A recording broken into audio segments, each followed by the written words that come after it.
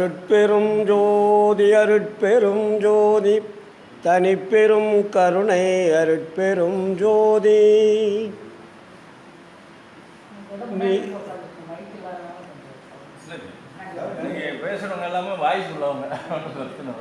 நினைந்து நினைந்து உணர்ந்து உணர்ந்து நெகிழ்ந்து நெகிழ்ந்து அன்பே நிறைந்து நிறைந்து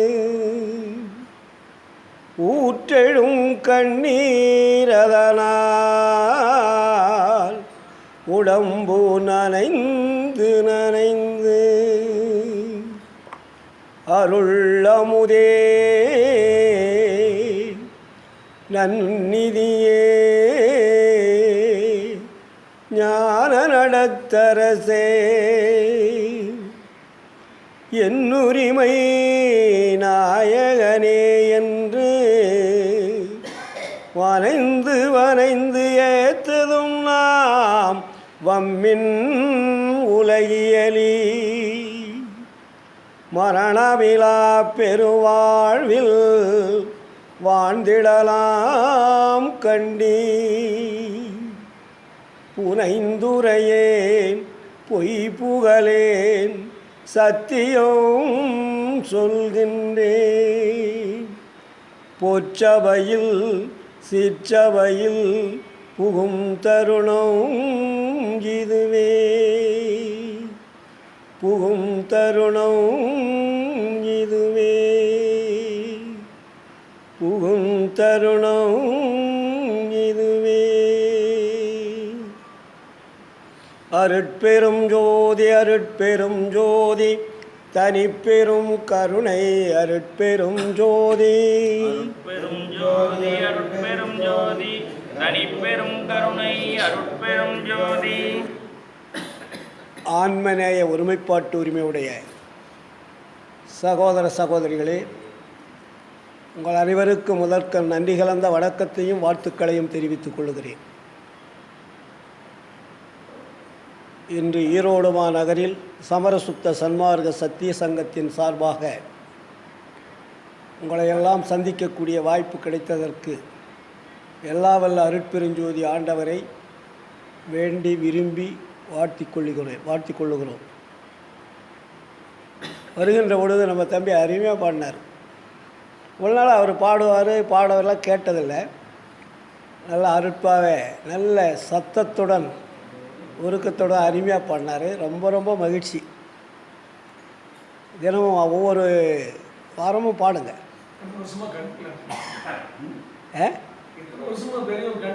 இருக்கட்டும் விடுங்க. காலங்கள் வரும்போது எல்லாமே கைகூடும்.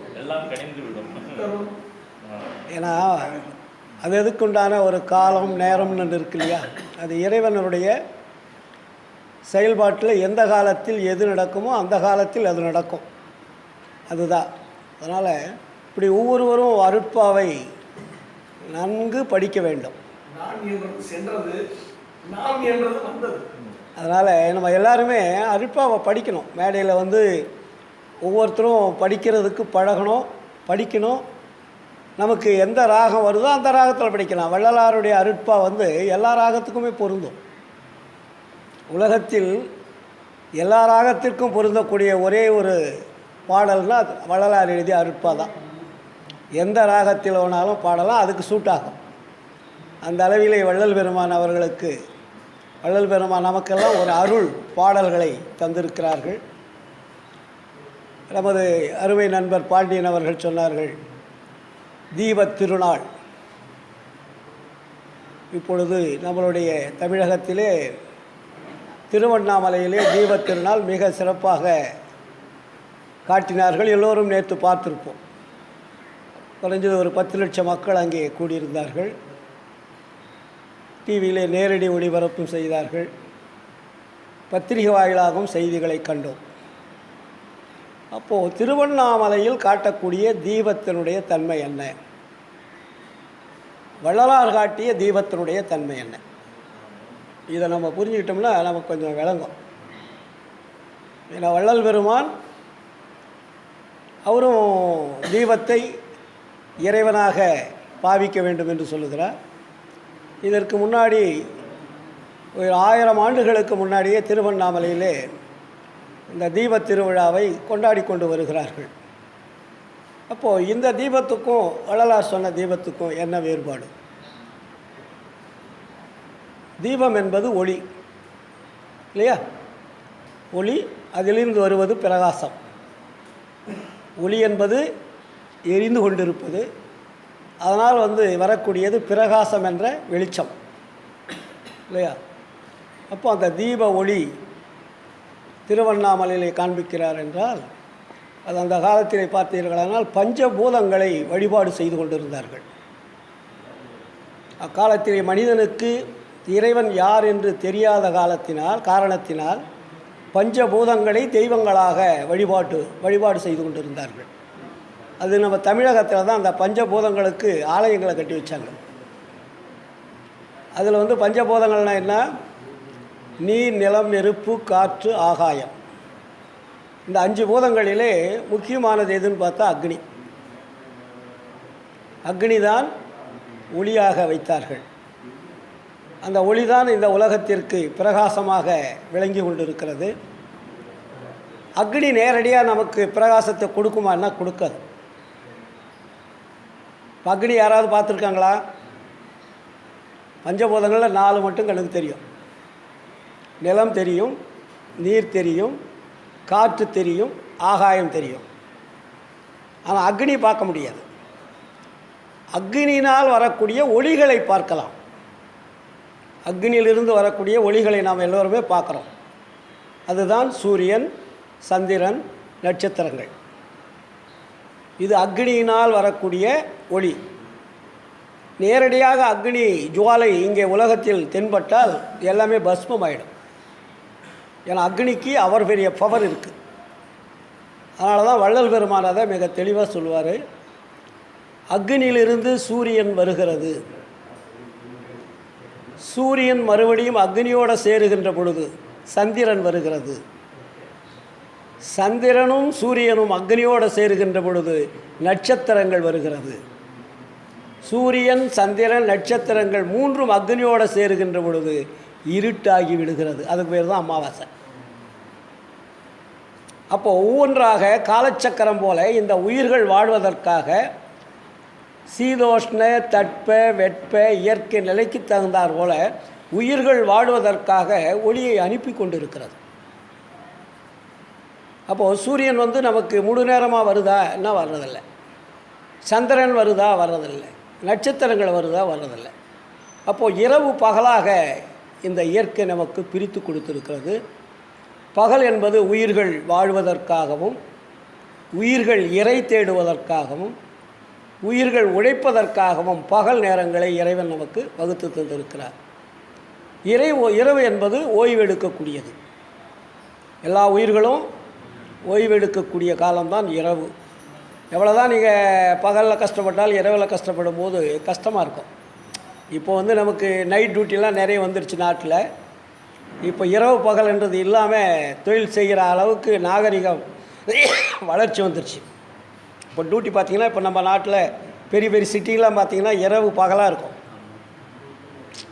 எல்லாமே. ஆமாம், இரவில் மக்கள் பூரா அங்கங்கே அலைஞ்சிக்கிட்டு தான் இருக்கிறாங்க. இரவில் யாரும் போய் ஓய்வு எடுக்கிறதில்ல. ஒரு 25% இரவில் எல்லாருமே வேலை செஞ்சுட்டு தான் இருக்கிறாங்க. ட்ராவலிங்கிலிருந்து, தொழிலிருந்து எல்லாமே. ஒரு 70% தான் வீட்டில் இருப்பாங்க. இது இந்த நிலை இயற்கையினுடைய தன்மைக்கு தகுந்தார் போல இறைவன் வைத்திருக்கிறார். அப்போது இதை வைத்த இறைவன் யார் என்பதை தான் வள்ளலார் நமக்கு சொல்கிறார். பஞ்சபூதங்கள் என்பது இறைவனா என்றால் இறைவன் அல்ல. நீர் இறைவனா? நிலம் இறைவனா? காற்று இறைவனா? அக்னி இறைவனா? ஆகாயம் இறைவனா என்றால் இல்லை. இது எல்லாமே இயக்கத்தினுடைய செயல்பாடுகள். இந்த அண்டத்தில் இருக்கக்கூடிய 5 பஞ்சபூதங்களும் இந்த உயிர்களுக்காக இயங்கிக் கொண்டிருக்கக்கூடிய இயக்கமாக இருக்கிறது. எல்லாமே இதெல்லாம் செயற்கைன்னு பேர். செயற்கைன்னா நம்ம பண்ணுறதல்ல, செயற்கை இறைவனால் படைக்கப்பட்டது. அதனால தான் வள்ளலார் அருட்பெருஞ்சோதி ஆண்டவர் என்ன சொல்வார்? இயற்கை உண்மைன்னுவார். அதுக்கு அவர் வச்ச பேர் அருட்பெருஞ்சோதி ஆண்டவருக்கு இயற்கை உண்மை பிரிப்பாருங்க. இயற்கை விளக்கம், இயற்கை இன்பம் அப்படின்னு பிரிப்பார். இது மூன்றும் இயற்கையாக இருக்கணும்ட்டார். செயற்கையில் வந்துச்சுனாக்கா அது செட் ஆகாது. செயற்கை என்பது தோற்றம், மாற்றம் என்பது மாறிக்கொண்டே இருப்பது. இப்போ சூரியன் மாறிக்கொண்டு இருக்கிறது, சந்திரன் மாறிக்கொண்டு இருக்கிறது இல்லைங்களா, நட்சத்திரங்கள் மாறிக்கொண்டது, இரவு மாறிக்கொண்டு, இது மாறிக்கொண்டு இருப்பது எல்லாமே செயற்கை. எது மாற்றம் இல்லாமல் இருக்கிறதோ அதற்கு பெயர் தான் இயற்கை. அப்போது வள்ளலார் காண்பித்த இறைவன் என்பது இயற்கை வண்ணமுள்ளையவன் சொல்வார். இயற்கை வடிவினர், இயற்கை வடிவினர், இயற்கை உண்மையினர், எல்லாம் வல்லவர் இல்லையா. நீங்கள் பெருவிண்ணப்பத்தில் நீங்கள் இந்த விண்ணப்பத்தை பார்த்தீங்கன்னா அதுக்கு ஒரு பேராகிராஃபே தனியாக ஒதுக்குவார். ஆண்டவருடைய தன்மையை அவர் சொல்லுவதற்கு பார்த்திங்கன்னா அடுக்கிக்கிட்டே போவார். அப்போது வள்ளலார் நமக்கு என்ன பண்ணுறாருன்னா, இது உலகியல் அந்த காலத்தில் மனிதர்கள் கடவுளை தெரியாமல் பஞ்சபூதங்களை வழிபாடு செய்து கொண்டு இருக்கின்ற பொழுது அதில் திருவண்ணாமலையை ஒரு முக்கிய தத்துவமாக வச்சாங்க. இப்போ அவர் கூட சொன்னார் இல்லையா, அண்ணாமலை உண்ணாமுலைன்னு பேர் அதுக்கு. அது நாளடைவில் பேர் மாறிடுச்சு, அண்ணாமலை உண்ணாமுலைன்னு பேர். அது வரலாறுகளை பார்த்தீங்கன்னா உங்களுக்கு தெரியும். உண்ணாமுலைன்னா என்ன, நம்ம பால் குடிக்காத பிறப்பு இல்லாமல் வாழ்வதற்கு பேர் உண்ணாமுலை. பிறப்பை அறுக்கக்கூடியவர்கள் பால் குடிக்க மாட்டாங்க, தாயினுடைய வயிற்றில் கருதரிக்க மாட்டாங்க இல்லையா. அப்போ இதையெல்லாம் நமக்கு வெளிப்படையாக யாரும் சொல்லலை. வள்ளலாருடைய அருட்பாவை படிக்கின்ற பொழுது தான் நமக்கு சில உண்மைகள் விலகுது. ஏன்னா அதை தான் பேருபதேசத்தில் ஐயா என்ன சொல்லுவார், இதுவரையில் கடவுளுடைய உண்மையை வெட்ட வெளியாக தெரியப்படுத்தாமல் மண்ணை போட்டு மூடிவிட்டார்கள்னுவார். கடவுளுடைய உண்மையை நமக்கு எடுத்து சொல்ல தெரியாமல் மண்ணை மூடி மறைத்து விட்டார்கள் அப்படின்வார் பேருபதேசத்தில். படிச்சிருக்கிறீங்க இல்லையா. அப்போது இதெல்லாம் நம்ம ஏன் வள்ளலார் காண்பித்த ஜோதி என்பது ஞான ஜோதின்னு அதுக்கு பேர். வள்ளலார் நமக்கு காட்டிய ஜோதி ஞான ஜோதி. ஞானம் என்பது அறிவு அருள் நிறைந்தது. இப்போ சொன்னார் இல்லையா, அறிவு எங்கே அதிகமாகிறதோ, அறிவு எங்கே உண்மை அறிவு நமக்கு வெளிப்படுத்துகிறதோ அங்கே ஞானம் என்ற அருள் சுரக்கும்.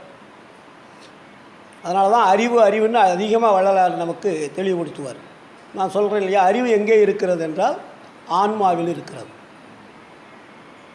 புத்தி எங்கே இருக்கிறது, கரணங்களில் இருக்கிறது. அப்போ அறிவை நாம் தெரிந்து கொள்ளும்போது அறிவு என்பது உண்மையை மட்டும்தான் பேசும், தப்பு பொய் பேசாது. எது பொய் பேசாது இருக்கிறதோ அதற்கு பேர் அறிவு, எது பொய் பேசுகிறதோ அதற்கு பெயர் புத்தி. அப்போ நம்ம புத்திக்கும் அறிவுக்குமே ஒரு வித்தியாசம் இல்லாததான் நம்ம பேசிகிட்டு இருக்கிறோம். இப்போ யாராவது சொன்னால் கூட உனக்கு அறிவு இருக்கா அப்படின்வோம் இல்லைங்களா. வள்ளலார் அதனால தான் அறிவை அறிவால் அறிகின்ற பொழுது அனுபவமாகும்னார். அறிவை கொண்டு அறிவை தேடும்போது தான் அனுபவமாகும். அப்போ அறிவு எங்கே இருக்கிறது, ஆன்மாவில் இருக்கிறது. அந்த ஆன்மாவினுடைய தொடர்பு வைக்கின்ற பொழுது தான் அறிவு என்பது நமக்கு ஒவ்வொன்றா விளக்கமாக தெரியும். அதாவது கேட்காத கேள்விகள் சொல்கிறார் இல்லையா, கேட்காத கேள்விகளும் பார்க்காத நிகழ்வுகளும் வெட்ட வெளிச்சமாக நமக்கு தெரியும். எப்போது அறிவு வேலை செய்யும்போது. அது வெளியும் நமக்கு மூடம் இருக்கும். மூடம்னா அறியாமை. அப்போ அங்கே அறிவு வேலை செய்யலை. இப்போ ஏன் நம்ம பக்தி மார்க்கத்தில் இப்போ இவ்வளோ பேசி அவர்களை நாம் திருத்துவதற்கு போராட வேண்டியதாக இருக்குது. ஒரு புலால் சாப்பிடாதீங்கன்னா அதுக்கு போராட வேண்டியதாக இருக்குது. ஏன்னா அவங்களுக்கு அந்த நிலைமை மாறி அந்த அளவுக்கு ஊறி போச்சு அந்த ஆன்மாவில். அதுதான் திரைகளாக ஐயா சொல்கிறார். திரைகள் என்பது என்ன, அறியாமை அஞ்ஞானம் என்னும் திரைகள். கடவுளுடைய உண்மையையும் வாழ்க்கையினுடைய தரத்தையும் தெரிந்து கொள்வதற்கு எது தடையாக இருக்கிறதுன்னா, பல்லாயிரம் ஆண்டுகளாக நமக்கு போதித்த அந்த ஜாதி சமய மதங்களுடைய கொள்கைகள் இல்லையா. இப்போ நம்ம திருவண்ணாமலை ஜோதி எல்லாருமே பார்த்து பார்த்து பழகிட்டோம் இல்லையா. அது திருவண்ணாமலை ஜோதின்னா அது ஒரு பெரிய ஒரு உலகத்திலே ஒரு அதிசயமாக நம்ம பார்த்து பழகிட்டோம். இன்றைக்கி நேரத்தில் அது நம்ம காலத்திலேருந்து. அதனால் நமக்கு வள்ளலார் ஜோதியும் அந்த ஜோதி ஒன்றுன்ற மாதிரி தான் நமக்கு தோற்றம் தெரியுது. வள்ளலார் காட்டிய ஜோதியும் திருவண்ணாமலை காட்டின ஜோதியும் ஒன்று தான் அப்படின்னு நம்ம சொல்லுவோம். அது வள்ளலார் வடலூரில் காட்டுறாரு, இங்கே வந்து திருவண்ணாமலையில் மலை மேலே காட்டுறாங்க அப்படின்னு தான் நம்மளுடைய அறிவு சொல்லும். ஏன்னா நமக்கு அறிவுக்கு வந்து இது சிறந்ததா அது சிறந்ததா அப்படின்ற ஒரு தெளிவு நமக்கு கிடைக்காதனால நம்ம என்ன பண்ணுறோம், வெளிச்சம்னு வந்தால் எல்லாம் வெளிச்சம் தான் நினைக்கிறோம். இப்போ வெளிச்சம்னு வந்துட்டால் விளக்கில் ஒரு அகல் வச்சாலும் வெளிச்சம்தான், மின்சாரம் வந்தாலும் வெளிச்சம் தான், இதை ஒரு மேற்கூறி போட்டாலும் வெளிச்சம்தான், இன்னும் இதை விட பவர்ஃபுல்லான ஒரு லைட்டு போலாலும் வெளிச்சம்தான். ஆனால் ஒவ்வொரு வெளிச்சத்துக்கும் வித்தியாசம் இருக்குது இல்லைங்களா? நான் நேற்று கூட எங்கள் பொண்ணு அதை இப்போ வந்து ஒரு விளக்கு அகல் விளக்கத்தில் வச்சுட்டோம். அந்த அகல் விளக்கிலிருந்து அந்த இன்னொரு விளக்கு எடுத்து அதில் பொருத்தலாம். இந்த பல்புலேருந்து இன்னொரு பல்பை பொருத்த முடியுமா? சின்ன சின்ன விஷயந்தான் இது. இது மின்சாரத்தில் நல்ல வெளிச்சம் கொடுக்குது. ஆனால் ஒரு அகல் விளக்கு வச்சுருக்கோம் வீட்டில், அதில் எண்ணெய் இருக்குது, திரி இருக்குது, அகல் இருக்குது, ஒளி இருக்குது. ஆனால் அதில் வந்து இன்னொரு விளக்கு எடுத்து நம்ம பொருத்தி வைக்கலாம். ஒரு விளக்கை சிறு வெளிச்சத்தை கொண்டு பெரிய வெளிச்சத்தை உருவாக்கலான்னு பேருபதேசத்தில் எழுதுவார். ஒரு சின்ன வெளிச்சத்தை வச்சு பெரிய வெளிச்சத்தை நம்ம உருவாக்கிட்டே போகலாம். ஆனால் இந்த ஒரு மின்சார பல்பு தான் இது பிரம்மாண்டமான ஒளி, ஆனால் தொட்டால் செத்து போயிடுவோம். அதை உள்ளே இருக்கக்கூடிய உயரை நீங்கள் தொட்டால் என்னாவும் மரணம். ஆனால் அந்த தீபத்தை தொட்டால் சூடு வரும், இருந்தாலும் நம்ம அதை எடுத்து பொருத்தி வைக்கலாம். அப்போ அந்த ஒளிக்கு இந்த ஒளிக்கு வித்தியாசம் இருக்கு இல்லையா? ஒளி தானே எல்லாமே. அதே போல தான் திருவண்ணாமலையில் காட்டுகின்ற ஒளிக்கும் வடலூரில் காட்டுகின்ற ஒளிக்கும் வித்தியாசம் இருக்கிறது. புரியுதா? அப்போ வடலூரில் காட்டக்கூடிய ஒளியை வள்ளலார் எதுக்கு வச்சார்? அது ஆன்மா அவனுடைய ஒளி. வடலூர் காட்டக்கூடிய தீபம் என்பது ஆன்மாவை குறிக்கக்கூடியது. திருவண்ணாமலை காட்டக்கூடிய ஒளியானது அக்னியை குறிக்கக்கூடியது. Very simple. ரெண்டும் ஒளி தான். ஆனால் அங்கே வந்து ஓப்பன் பிளேஸில் கொப்பரையில் வச்சு எண்ணெயை ஊற்றி ஒரு திரிகளை பிரம்மாண்டமாக உருட்டி போட்டு அங்கே போய் தீயை வச்சு தீப்பந்தம் வைக்கிறாங்க. அங்கே ஒரு 10-100 கிராமங்களுக்கு தெரியும். நான் அங்கே இருக்கும்போது கார்த்திகை மாதம் ஆனால் அந்த தீபத்தை பார்த்துட்டு தான் நாங்கள் சாப்பிட்றது ஒரு பழக்கம். அந்த காலத்தில் ஒரு 60 வருஷத்துக்கு முன்னாடி எங்கள் ஊருக்கெலாம் தெரியும் திருவண்ணாமலை தீபம். ஆமாம், அங்கே பார்த்தோம்னாக்கா இரவில் அந்த கரெக்டாக அந்த ஜோதி ஏற்றிட்டு அந்த ஜோதியை பார்த்துட்டு கையெடுத்து கும்பிட்டு தான் போய் சாப்பிடுவோம். அப்படி ஒரு பழக்கம் இருந்தது. ஆமாம், வள்ளலாருக்கு வந்துட்டு போட்டு நம்ம எங்கே எதை பார்க்குறோம்? ஆன்ம ஒளியை பார்க்க வச்சுட்டார் வள்ளலார். அதில் இல்லை, அதுக்கு முன்னாடி புற தீபத்தை அக்னி என்ற தீபத்தை பார்த்தோம். இப்பொழுது ஆன்மா என்ற உள்ளொளியை பார்ப்பதற்கு வழிகாட்டினவர் வள்ளலார். அதனால தான் இதுக்கு ஞான ஜோதின்னு பேர். ஞான தீபம் வள்ளலார் காட்டியது ஞான தீபம். அதனால தான் அந்த ஞான தீபத்தை வள்ளல் பெருமான் ஒரே இடத்துல கார்த்திகை மாதம்தான் எடுத்து வைக்கிறார். திருவண்ணாமலை கார்த்திகை தீபம் தானே. அருட்பாவில் அந்த ஒரே மாதத்தை குறிக்கிறாரு. அந்த ஒரு மாதத்தை அந்த கார்த்திகை மாதத்தில் தான் உள்ளே இருந்த விளக்கை வெளியே எடுத்து வைத்து ஆண்டவர் தீப முன்னிலையில் விளங்குவதாக பாவனை செய்து உங்கள் வாழ்க்கையை அமைத்து கொள்ளுங்கள். நம்ம வாழ்க்கையை அமைத்து கொள்ளுங்கள், அதன்படி உங்கள் வாழ்க்கையை கொண்டு செல்லுங்கன்றார். அதற்கு உதாரணமாக ஞான தீபத்திற்காக அவர் என்ன பாடல் கொடுக்குறாரு? ஞான சரிகை என்ற பாடலை கொடுக்குறார். அவர் எடுத்து வைத்த தீபம் ஞான தீபம். அதை புரிந்து கொள்வதற்கு ஞான சரிகை என்ற 28 பாடல்களை நமக்கு எடுத்து கொடுக்குறார் இல்லைங்களா? ஞானம் என்பது வேறு, சரியை கிரியை என்பது வேறு, யோகம் என்பது வேறு.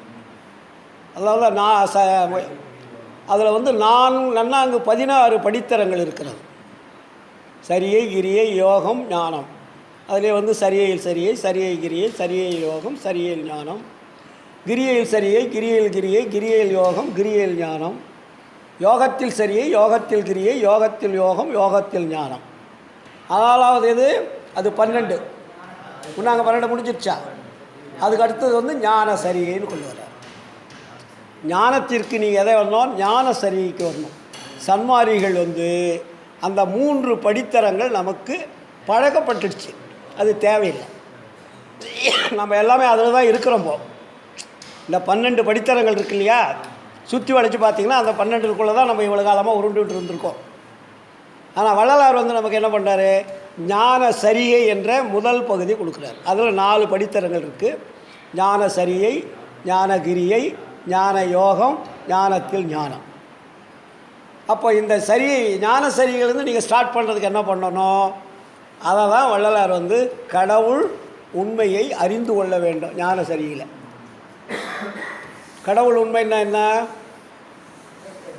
இயற்கை உண்மை வடிவனராகிய அருட்பெருஞ்சோதி யார் என்பதை அறிந்து கொண்டு அதை தொடர்பு கொள்வதுக்கு பேர் தான் ஞான சரிகை. இப்போ நான் பாடினேன் இல்லையா, நினைந்து நினைந்து உணர்ந்து. அப்போது நம்ம அதை விசாரம் செய்யணும்னார் வள்ளலார். நீ ஞான சரிகளை நீங்கள் ஒன்றும் பண்ண வேண்டாம், விசாரம் செய்யுங்கள். என்ன விசாரம்?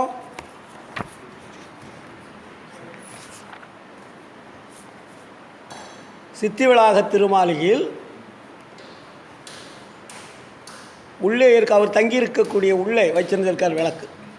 அந்த விளக்கை வந்து கார்த்திகை மாதம் வெளியே எடுத்து வச்சு இதை இடைவிடாது ஆராதனை செய்யுங்கள்ன்றார். எப்படி? இடைவிடாதுன்னு ஒரு வார்த்தை போடுவார். சும்மா இன்றைக்கி தீபம் ஏற்றி வச்சோம் அப்புறம் நாளைக்கு ஏற்றி வச்சுக்கலான்னு கிடையாது. இதை இடைவிடாது ஆராதனை செய்யுங்கள். அப்படின்னா உங்கள் உடம்புக்குள்ளே இருக்கக்கூடிய ஆன்மா இடைவிடாது செயல்பட்டு கொண்டு இருக்கிறது. அதை நீங்கள் இடைவிடாது தொடர்பு கொள்ளுங்கள்னு அர்த்தம். அது இடைவிடாதானே செஞ்சிட்டு இருக்குது. உங்கள் தாயினுடைய கருவறையில் வந்து அது இறங்கணிலிருந்து மரணம் அடைகிற வெளியே அது ஓய்வு எடுக்குதா? அப்போ அது தன்னைத்தானே ஓய்வெடுக்காமல் செயலாற்றி கொண்டிருக்கும்போது அதை நீங்கள் மறக்கலாமா? இல்லையா? அதனால தானே சொன்னார் இல்லையா ஒரு பாடல், என்னுள் இருந்து இசைக்கின்றான். இறைவன் வேறு எங்கேயும் இல்லை, ஒவ்வொரு உடம்புக்குள்ளும் இறைவன் இயங்கிக் கொண்டிருக்கிறார். அதற்கு பெயர்தான் ஆன்மா. அதனால தான் அதை வள்ளலார் என்ன பண்ணார்? ஆன்மா என்பது அக்னின்னு போட்டார். நீங்கள் திருவண்ணாமலை பார்க்குற ஒளி அக்னி, அதை உடம்புக்குள்ளே அவர் 4ஆக பிரிக்கிறார். ஆன்மா என்பது அக்னி, ஜீவன் என்பது சூரியன், கரணம் என்பது சந்திரன், இந்திரியங்கள் என்பது நட்சத்திரங்கள். பிடிச்சிட்டாரா? அப்போது நீ ஆன்மாவை பார்க்கின்ற பொழுது நீ இறைவனை பார்க்கக்கூடிய தகுதி உள்ளவன் என்பது பொருள். ஏன்னா நம்ம எல்லாத்தையுமே உடம்புல இருக்கக்கூடிய எந்த ஒளியுமே நமக்கு தெரியல. நட்சத்திரம் தெரியுதா? உடம்புக்குள்ளே தான் இருக்குது. இப்போ சொன்னார் இல்லையா ஐயா, கோடான கோடி அணுக்கள், அணு துகள்கள் தான் நட்சத்திரங்கள். நம்ம உடம்புல இருக்கக்கூடிய ஒவ்வொரு அணுக்களும் நட்சத்திரங்கள். இது உள்ளே தான் இருக்குது. அது ஒளியுடன் தான் இருக்குது. அந்த ஒளி இல்லைன்னாக்கா அந்த உடம்பு இயங்காது. தொடு உணர்வு எதனால் வருது? அங்கே அந்த ஒளி இருக்கிறதுனால தான் தொடு உணர்வு வருது. இது பூரா நட்சத்திரங்கள்னு பேர். ஆமாம், நீ யாரோ அது கொஞ்சம் தொட்டு பாருங்க அப்படின்வாங்க. ஆணுக்கும் பெண்ணுக்கும் உண்டான அணுக்கள் கூட வித்தியாசம் உண்டு.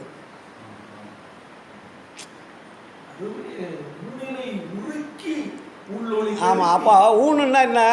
ஒவ்வொரு அணுக்களும் ஒளி உள்ளது அப்படின்னு சொல்கிறார். மாணிக்க வாசகர்னு சொல்கிறாரு, எல்லா ஞானிகளுமே அதை சொல்கிறாங்க. அப்போ ஊனினை உருக்க வேண்டும்னா என்ன?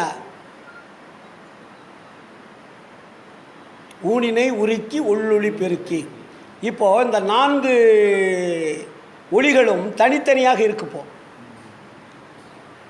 நட்சத்திரங்கள் தனியாக இருக்குது, சந்திரன் தனியாக இருக்குது, சூரியன் தனியாக இருக்குது, அக்னி தனியாக இருக்குது. ஆனால் 4 இயங்கிட்டு இருக்குது பாடிக்குள்ளே. ஆனால் நீங்கள் 4 ஒளியுமே பார்க்க முடியுமான்னா பார்க்க முடியாது. இந்த 3 ஒளி கூட இந்த உணர்வுனால் நம்ம தெரிஞ்சுக்கிறோம். ஆனால் ஆன்மா வந்து அவ்வளோ சீக்கிரத்தில் நம்மளால் தெரிஞ்சிக்கவே முடியாது.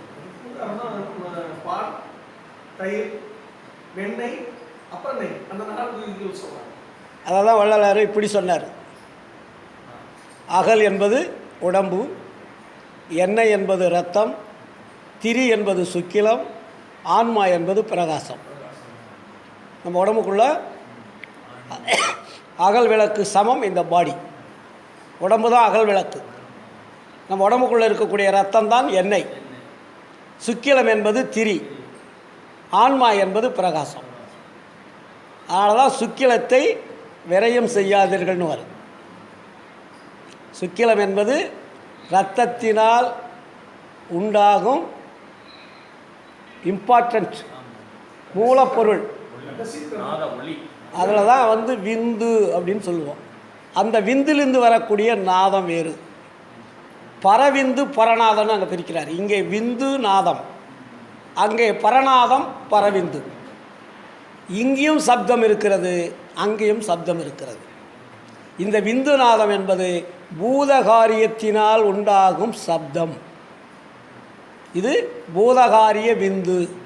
பூதம் என்றால் பஞ்சபூதங்களடைய உணவுகளை உண்கின்ற பொழுது, அதனால் இப்போ சொன்னால் எப்படி, பால் சூடு பண்ணால் என்ன ஆகுது, புற ஊற்றுனாக்கா தயிர் ஆகுது, தயிரை பண்ணோம்னா வெண்ணெய் ஆகுது, வெண்ணெய் அடித்தா நெய் ஆகுது. அப்போது அந்த பாலுக்குள்ளே என்ன இருந்திருக்குது, நெய் இருந்திருக்கிறது.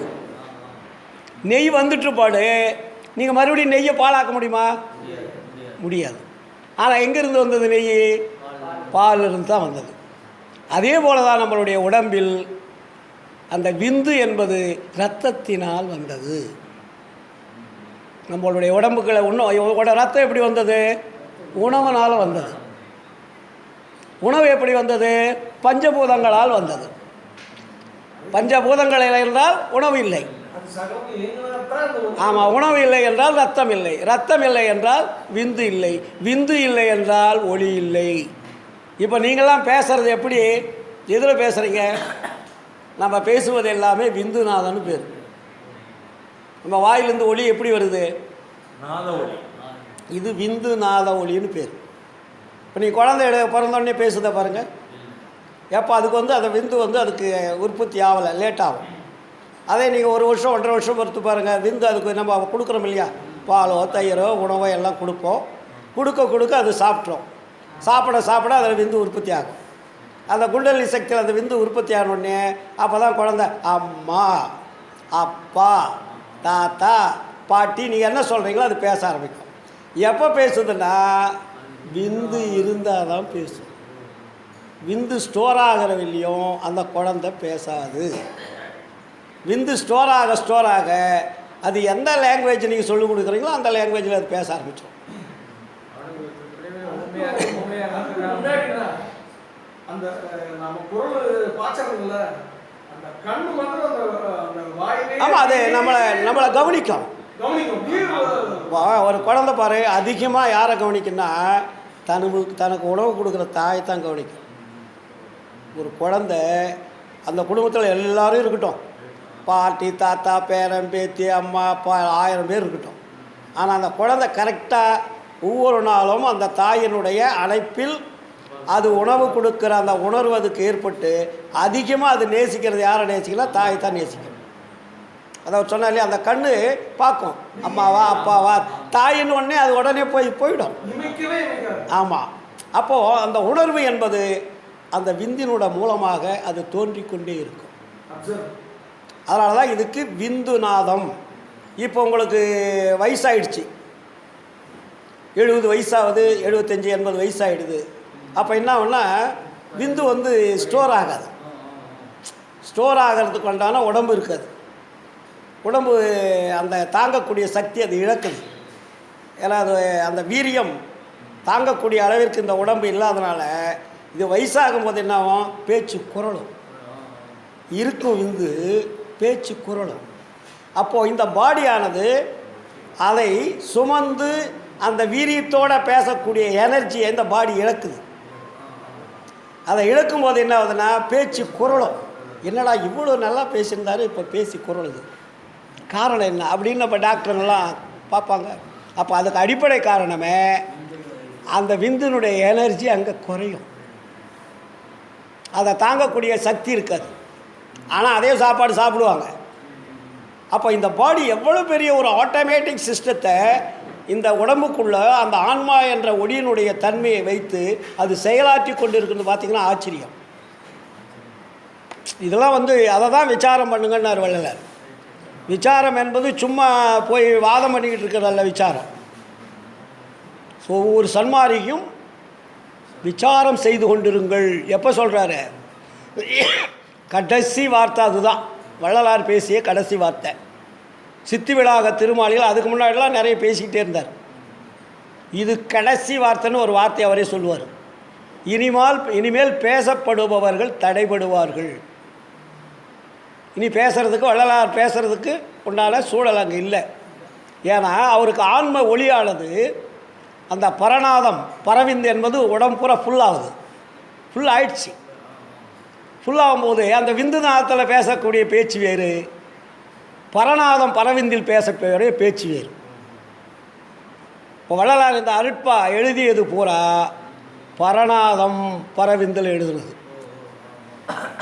நான் போன மாதம் கூட சொல்லியிருக்கேன். இங்கே சொன்னேன்னா சின்னக்காவனத்தில் சொன்னால் தெரியல. 1லிருந்து 5 திருமுறை எழுதுகின்ற பொழுது விந்து நாதத்தில் எழுதியது. உலகிலுடைய பழக்க வழக்கங்கள் இருப்பதால் அதில் எழுதுறது. 6ஆம் திருமுறை என்பது அருளால் எழுதியது. அதான் பரவிந்து பரநாதம். ஆமாம், லோடு ஆயிடுச்சு அங்கே ஃபுல். அதனால தான் வள்ளலார் சொல்வார், என்னுள் இருந்து இறைவன் இசைக்கின்றான் இதை கேண்மின் நீவீர். தன்மையோடு சுத்த சிவ சன்மார்க்க நெறியில் சார்ந்து விரைந்து ஏறுமினோ சத்திய வாழ்வழிக்க கண்மை தரும் ஒரு பெருஞ்சீர் கடவுள் என புகழும் கருணை நீதி வருகின்ற தருணம் இதுதானே. ஆண்டவர் வந்துக்கிட்டு இருக்காரு, நான் போக போகிறேன். அதனால் இது கடைசி வார்த்தை எனது. இந்த வார்த்தையை கேட்டு உங்கள் வாழ்க்கையை அமைச்சுங்கன்றார். எவ்வளோ பெரிய ஒரு உண்மையை ஒரு சாதாரணமாக நமக்கு சொல்கிறாரு. நம்ம மதிக்கிறதே கிடையாது. வள்ளல் பெருமான் இது பிரம்மாண்டமான இறைவனுடைய வாக்குமூலம். ஏன்னா இருக்கிறதுக்கு முன்னாடி இறைவன் நேரடியாக சொன்ன வரலாறுகள்லாம் கிடையாது, எனக்கு தெரியல. ஏன்னா எல்லா ஞானிகளுக்குமே அருள் வந்திருக்கு. அருள் வரும்போது அருள்னால் பேசுவது வேறு, இறைவனே புல்லோடாயிட்டு இருப்பாடு பேசுவது வேறு. உங்களுக்கு ஒரு அருள் கொஞ்சம் கிடைச்சிட்டா நீங்கள் சொன்னதெல்லாம் நடக்கும். ஆமாம், அருள் அந்த பூத அமுதங்களை மாற்றி அருள் அமுதமாக இந்த உடம்பை மாற்றுகின்ற பொழுது இந்த அணுக்கள் எல்லாம் உருகி போயிடும். அதான் ஊனினை உருக்கி உள்ளொளி பெருக்கி. அப்போ இந்த பாடி இருக்கும், நம்ம கண்ணுக்கு தெரியாது. இந்த பூத அணுக்கள் இருக்கிற வெளியும் தான் அவங்க பாடி கண்ணுக்கு தெரியும். என்னுடைய ஒளி உடம்பு எனக்கு ஆயிடுச்சுன்னா நான் பேசுவேன், என்ன நீங்கள் பார்க்க முடியாது. கதிரோடு உட்காந்து பேசிகிட்டு இருக்காரு, என்னுடைய வாய்ஸ் வரும், ஆனால் என்ன நீங்கள் பார்க்கணுன்னா பார்க்க முடியாது. ஆனால் நான் நினச்சா உங்களுக்கு பார்க்குற மாதிரி நான் காட்சி கொடுக்கலாம். அப்போ அந்த 600 சித்துகள் 64 கோடியும் கையுற பெற்றுடும். எத்தனை கோடி? 647 கோடி சித்துகள் என்றார். 600 சித்துக்கள் 647 கோடிகள். அது முழுசு வரும்போது தான் இறைவனுடைய நிலை. அதான் கடவுள் நிலை அறிந்த மயமாதல். அதில் ஒரு சித்துகள் குறைவாக இருந்தாலும் கடவுள் வரமாட்டார். அதெல்லாம் வள்ளலாருடைய தனித்தன்மை என்ன என்றால், முழுமையான குறைவில்லாமல் இறைவன் என்ன சொன்னாரோ அதுபோல வாழ்க்கை அமைத்து முழுமையான அருளை உடல் முழுவதும் அவர் லோடு பண்ணிட்டார். அதனால தான் இறைவன் உட்காந்துட்டார். ஏன்னா பூத உடம்பாக இருக்கின்ற பொழுது ஆன்மா இருக்கும். நல்லா புரிஞ்சுக்கங்க. இந்த பூத உடம்பில் என்ன இருக்குது? ஆன்மா இருக்கும். அருளுடம்பாக மாறுகின்ற பொழுது இறைவன் இருப்பார். ஆன்மா என்பது அங்கே ஒளி ஆயிடுச்சு. அந்த அருள் ஒளியாக இந்த 4 ஒளியும் அங்கே மெர்ஜ் ஆகிடுது. அதாவது நட்சத்திரம், சந்திரன், சூரியன், அக்னி என்ற 4 ஒளிகளும் அருள் ஒளியாக அவர் மாற்றிட்டார். அப்போ அதாவது அந்த உடல் முழுவதுமே அருள் ஒளியாக மாறுகின்ற பொழுது அப்போ இறைவன் அங்கே குடிகொண்டுட்டார். அதனால தான் வள்ளலார் அந்த கடைசியில் சொல்கிறார், சத்தியவான் வார்த்தை இது தான் உரைத்தேன் கண்டாய். சந்தேகம் இளையதனில் சந்தோடம் உருவாய். இத்தினமே அருஜோதி எய்துகின்ற தினமாம் இனிவரு தினங்களெல்லாம் இன்பமுறு தினங்கள். அப்போ என்ன நடக்கும்? சுத்த சிவ சன்மார்க்கம் துலங்கும், எல்லா உலகும் தூய்மையுறும், நீ உரைத்த சொல் அத்தனையும் பலிக்கும்.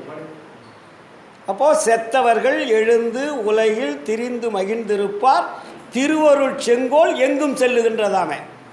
அப்போ திருவருள் செங்கோல் என்றது என்ன? இறைவன் வள்ளலாருடைய பாடியில் வந்து அமர்ந்து விட்டதால் அவருக்கு என்ன, இறைவன் செய்கிற வேலையை இவர் செய்கிறார்னு அர்த்தம். அதுதான் ஐந்தொழில் வெள்ளபம். அப்போ ஆன்மா என்பது இல்லை, வள்ளலார் என்பது இல்லை. அந்த உடல் முழுவதும் ஜோதிமயமாக மாறுகின்ற பொழுது, ஞான தீபமாக மாறுகின்ற பொழுது, அருள் ஒளியாக மாறுகின்ற பொழுது அங்கே குடியிருப்பவர் யார் என்றால் இறைவன் தான். அங்கே வள்ளலாரும் கிடையாது, ராமலிங்கமும் கிடையாது. புரியுதுங்களா? அந்த நிலையில்தான் வள்ளல் பெருமான் இறுதியிலாக சொல்லுகிறார்கள். எப்போ? ஸ்ரீமுக வருஷம் ஐப்பசி மாதம் 7ஆம் நாள் புதன்கிழமை பகல் 8 மணிக்கு மேட்டுக்குப்பம் என்னும் சித்தி விளாக திருமாளிகள் முதலில் கொடி கட்டி உடனே நடந்த நிகழ்ச்சியின் குறிப்புன்னு போட்டார். சித்தி விளாக திருமாளிகளை கொடி கட்டார். கொடி கட்டன்னா என்ன? மரணத்தை வென்றுவிட்டேன்னு அர்த்தம். எனக்கு மரணம் கிடையாது. கொடின்னா என்ன? விந்து நாதம் எல்லாம் பஸ்பமாகி பரவிந்து பரநாதமாக மாறி அருள் ஒளியாக தன்னை மாற்றிக்கொள்வது. தொப்புள் கொடியிலிருந்து ஆன்மாவில் ஒரு கொடி ஏற இறங்கவும் இருக்கிறது. ஆனால் அது ஏற இறங்க இருக்கக்கூடிய அந்த உச்சியில் என்ன இருக்குது? மஞ்சள் வெள்ளை வர்ணமாக இருக்கிறது. இந்த வெள்ளையும் மஞ்சள் என்னாச்சு? ஏற இறங்கவும் இருந்ததை லெஃப்ட் அப் என்ற இயக்கத்தை நிறுத்திவிட்டார். இப்போ உங்களுக்கு லெஃப்ட் அப் என்ற ஆக்ஷன் நடந்துகிட்டு இருக்கு. கொடி கட்டி கொண்டோம் என்று சின்னம்பிடி, கூத்தாடுகின்றோம் என்று சின்னம்பிடி, அருளாட்சி பெற்றோம் என்று சின்னம்பிடி, அவனே நான் என்று சின்னம்பிடி. புரியுதுங்களா?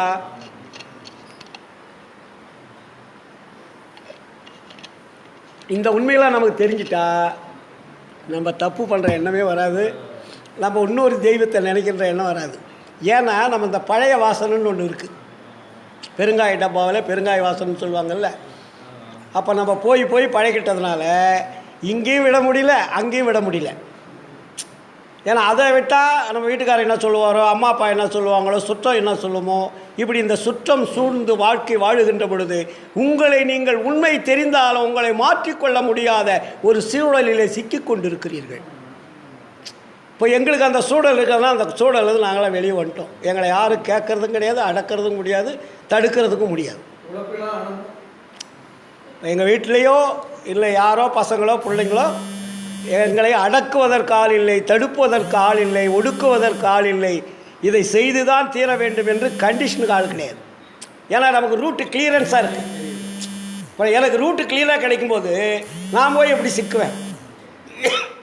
எனக்கு ரூட்டு தடுமாற்றம் இருந்தால் தான் அடாடா திருவண்ணாமலை கோயிலில் நம்ம 5-6 வருஷத்துக்கு முன்னாடி 10 வருஷத்துக்கு முன்னாடி போய் பார்த்தோம், இன்றைக்கி அந்த கோயிலில் போய் அந்த ஜோதியை பார்க்கலான்ற எண்ணம் நமக்கு வரும். ஏன்னா ரமண மகரிஷியெல்லாம் நான் சின்ன வயசுலேயே பார்த்துருக்கேன். எனக்கு அப்போ 6-7 வயசு இருக்கும். நான் திருவண்ணாமலை அடிக்கடி போகும்போது அவர் அந்த கோமணத்தை கட்டிட்டு கோயிலில் சுற்றிட்டு வருவார். உள்ள அந்த 1000 மண்டபத்துக்கு கீழே ஒரு படிக்கட்டில் இறங்கி போனோன்னா ஒரு பாதாள குகைன்னு இருக்கும், அங்கே போய் உட்காந்துக்குவார். மறுபடியும் வருவார், சுற்றிக்கிட்டு இருப்பார். அவர் செத்துட்டார், புற்றுநோய் வந்தது. என்னுடைய 6 வயசு. அப்போது நான் திருவண்ணாமலையில் நான் எங்கள் துணைவியார் தான் போவோம். இந்த திருவண்ணாமலை சுற்றி சாமியாருங்க நிறைய இருப்பாங்க. அப்போ அங்கே ஒவ்வொரு சாமியார்கிட்ட 100 பேர் 200 பேர் போய் உட்காந்துருப்பாங்க. ஏதாவது கேட்குறதுக்கு, வரம் கேட்குறதுக்கு, ஏதாவது பிரச்சனையை தீர்க்கறதுக்கு. நான் டெஸ்ட் பண்ணுறதுக்கு தான் போவேன். இது வெளியே நான் போய் யாரையும் எதையும் நான் கேட்ட வரலாறு எனக்கு கிடையாது, கேட்கவும் மாட்டேன். ஏன்னா எனக்கு கொஞ்சம் திமிரும் ஜாஸ்தி தான்.